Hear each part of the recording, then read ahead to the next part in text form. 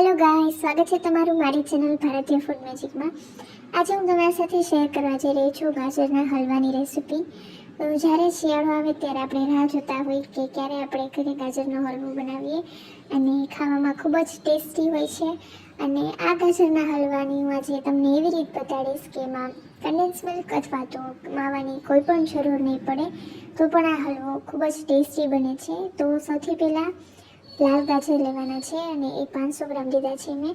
અને એની જે ઉપરની સ્કીન હોય એને રિમૂવ કરી આગળનો ને પાછળનો ભાગ નીકાળી દેશું અને એને છીણી લેશું। અને કડાઈમાં આપણે 2 ચમચી જેટલું ઘી એડ કરી અને જે આપણે ગાજરનું છીણ તૈયાર કરેલું એ છીણ એડ કરી દઈશું। અને પછી આપણે આ છીણને ઘી સાથે શેકી લેવાનું છે અને કન્ટિન્યુઅસ એને હલાવવાનું છે। અને તમે એને 5 મિનિટ જેટલો ટાઈમ એને શેકશો એટલે એનો કલર ચેન્જ થઈ જશે। પહેલાં એકદમ સરસ લાલ જેવો દેખાશે ને પછી આ રીતનો કેસરી જેવો થઈ જશે। અને ત્યારે તમારે સમજવાનું કે તમારું ગાજરનું છીણ છે એ શેકાઈ ગયું છે। અને પછી આપણે એમાં 1 કપ જેટલું દૂધ ઉમેરવાનું છે અને શુગર ઉમેરવાની છે 1/2 કપ જેટલી। અને ઉપરથી તમે 2 ટેબલ સ્પૂન વધારે ઉમેરી દેજો। અને બસ, અને જો તમારા ઘરમાં વધારે ગળ્યું ખવાતું હોય તો તમે શુગરનું જે માપ છે એમાં તમે ચેન્જીસ કરી શકો છો।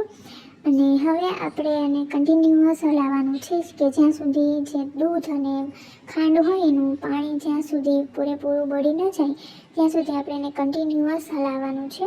અને તમારે એ વાતનું ખાસ ધ્યાન રાખવાનું છે કે એને એકદમ કન્ટિન્યુઅસ તમે હલાવતા રહેજો। તમે જોઈ શકો છો કે આમાંથી પાણી બધું બળી ગયું છે। હવે આ સ્ટેજ ઉપર આપણે કટ કરેલા કાજુ અને બદામ એડ કરીશું અને અડધી ટીસ્પૂન જેટલો ઇલાયચી પાવડર એડ કરીશું અને એને એકદમ સરસ રીતે મિક્સ કરી દઈશું। અને જ્યારે આ પાણી બધું એબ્સોર્બ થઈ જાય પછી એમાં છેલ્લે તમે જોઈ શકો છો કે એમાં સરસ દૂધની કણીઓ પડી ગઈ છે અને ખાવામાં ખૂબ જ સરસ લાગે છે। તમે આ રીત જરૂરથી ટ્રાય કરજો। હવે જો આપણો એકદમ સરસ ગાજરનો હલવો તૈયાર થઈ ગયો છે। હવે આપણે એને સર્વિંગ બાઉલમાં નીકાળી દઈશું।